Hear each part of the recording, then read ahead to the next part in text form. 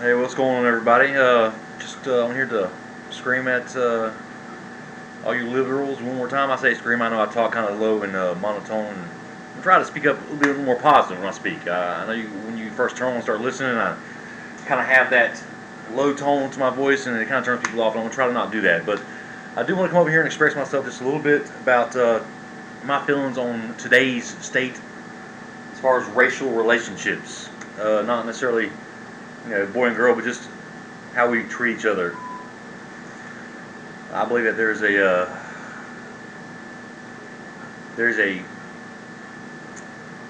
been a stigma that has been put in place over the past 20 something years that they call political correctness. I believe.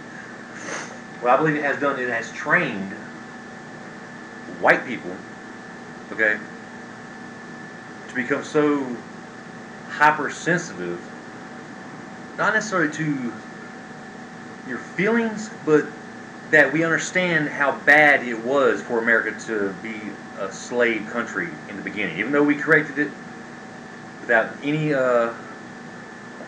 faster than any other country I can think of. But because of that history in the civil rights movement, which was absolutely necessary, and I'm glad it happened, but because of that, us white people have been made to feel absolutely guilty to the point where we can't say anything. We can't voice our opinion about if we don't think that person is doing something correctly, or if we think they're being morally incorrect. If that person is a person of color, we're not allowed to say anything because we're automatically interpreted as racist. And that's just not right. That's not correct. I mean, just think about the state of the way things are right now. Okay. And it's been like this for a long time, but it's just now starting to come to light that is a problem. Give me one second. Let me turn this volume down. Okay. On coronavirus, COVID-19, and the department's efforts to distribute it back. Sorry about that. All right. So, all right. So where was I? Right. So because of our history of slavery, as bad as it is, or has been blown out to be. After the civil rights movement, you had affirmative action take place, where because segregation had been taking place, there were a great disproportion of white people and black people in the same working area. So you started having affirmative action, which was probably the beginning of the end when it comes to black people and how they viewed America when they were given jobs instead of being forced to show that they deserved the job or could perform the job better than anyone else, which made them deserve the job. As soon as they were not required to perform efficiently to get the job, that started de-incentivizing people to do better.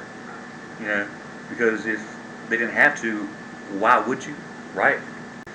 And then after years and years of that going on, because of slavery still being in the background as a cloud over America's history, we feel compelled to lift black people up to make them feel as special as white people for some reason. So we allow them to have blatant racist things in organizations dedicated to black people to lift them up to seem special, as if we had to make them seem as special as us. As if we weren't smart enough to recognize what had happened. We rectified the situation. Now you can and do have all the opportunities as any other American. Notice I didn't say white American, which is the problem. You're looking at race, not the nationality. But because America decided to give blacks professional treatment, they allowed them to start having things like BET, Black History Month. All these things dedicated to black people. But if you turn around and you say those things, but you insert white, it automatically something just automatically ticks in the back of your head. Something sounds racist, don't it? Why is that?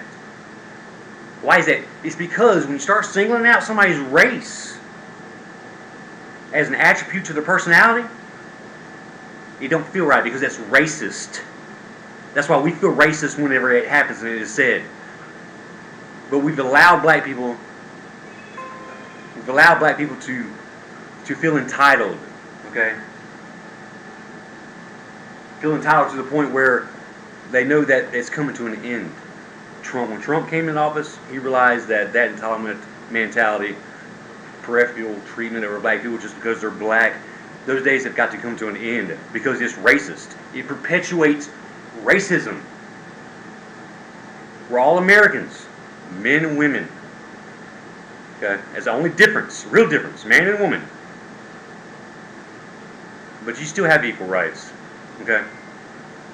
Not the equal right to go into a woman's bathroom just because you think you're a woman. No, I'm not talking about those equal rights.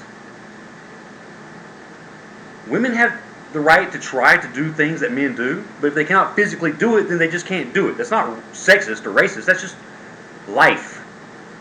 Anyway, I'm going to stop right here. You guys tell me what you think. I think I'm on the right track as far as the progression on how things are ending up the way they are. If I'm wrong, let me know. Anyway, I'm enjoying these things. Let me know.